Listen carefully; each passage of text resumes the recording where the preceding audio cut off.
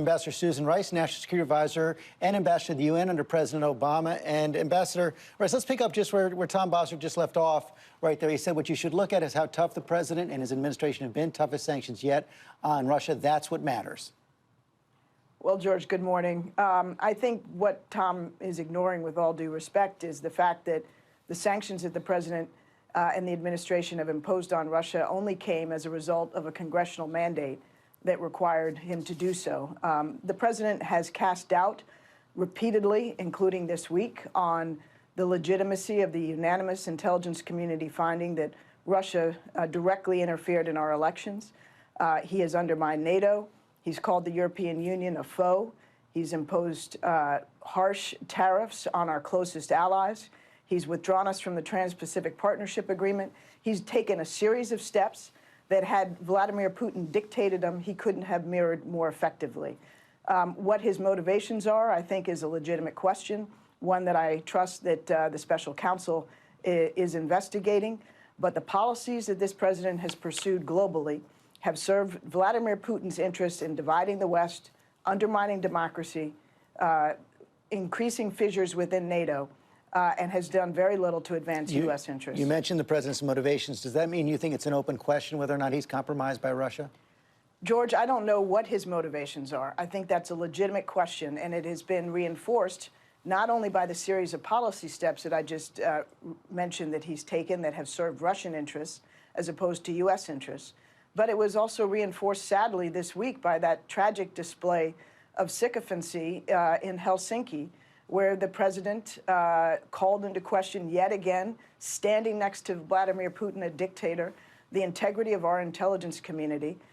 He offered or he seemed to be willing to consider an offer to hand over our ambassador to Russia, former Ambassador Michael McFaul, and others to the Russians for questioning. I mean, it was a series of extraordinary capitulations that really do legitimately call into question what is going on. We've heard from the Russians about what they think were the agreements in Helsinki, talking some preliminary agreements on Syria, perhaps on Ukraine as well. We just heard Tom Bossert say he's been informed that there were no agreements, but we haven't heard that much from the administration in public. What exactly do you think we need to know about those 2 hours between Vladimir Putin and Donald Trump? George, we need to know everything, and the president's national security team needs to know everything. It was a historic mistake to allow the president of the United States, not just Donald Trump, but any president, frankly, to sit for 2 hours without any note takers, without any aides present, with one of the most adversarial leaders of the world relative to the United States. We have no idea what transpired, and very predictably, the Russians are feeding their line of what happened. We are hearing no rebuttal or comment from the United States. Russia is dictating the public perception, the global public perception of what transpired in that meeting, and we have no basis for countering it. It's a very, very uncomfortable and indeed dangerous situation for the United States to be in. There never should have been a one-on-one meeting of any length. And now we are left to wonder, and even the president's cabinet members are left to wonder, what exactly happened. How about the idea that we have to engage Russia? They're an important country on the world scene. They're clearly an adversary in places like Syria, important in North Korea, and that's why we need to engage, we need to talk to them, and even, as Tom Bossert said, a second summit may make sense. Well, George, I don't think a second summit, particularly at the White House, makes sense anytime soon, certainly not in light of what has happened this week.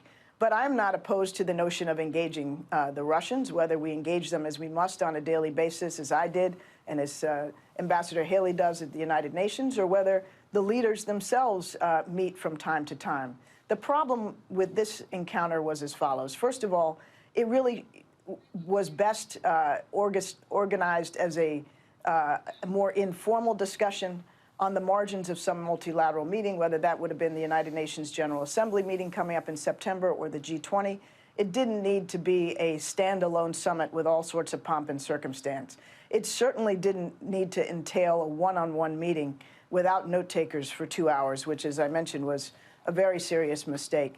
There are things to discuss with the Russians, but we should have come into that meeting very well prepared, pressing our grave concern about Russian interference in our elections, using the indictment, which Mueller had just laid down, to reinforce the veracity of our case.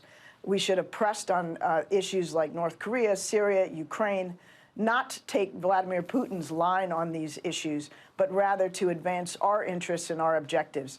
There's no inherent problem with two leaders, even from hostile countries, engaging in dialogue. I support that, but you must come prepared. You must come to advance the United States agenda, not to lie prostrate for the Russian agenda. As you know, President Trump says it's the fault of President Obama and his predecessors that U.S.-Russia relations are his fault. He had that tweet coming into the first summit talking about U.S. foolishness and stupidity. He called President Obama a total patsy for Putin.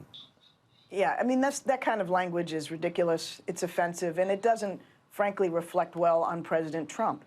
Any American president should stand up for the United States of America in the present and historically when meeting with Vladimir Putin. It was President Obama who led the United States and our European allies to impose very strong sanctions on Russia for its annexation of Crimea and its invasion of Ukraine.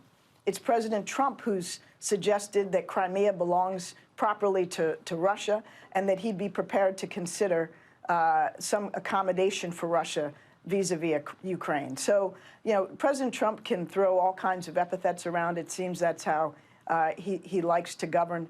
But the facts are the facts, and the reality is that the United States, on a bipartisan basis, needs to be unified in its opposition to Russia's policies, to its efforts to undermine our democracy and our domestic political discourse.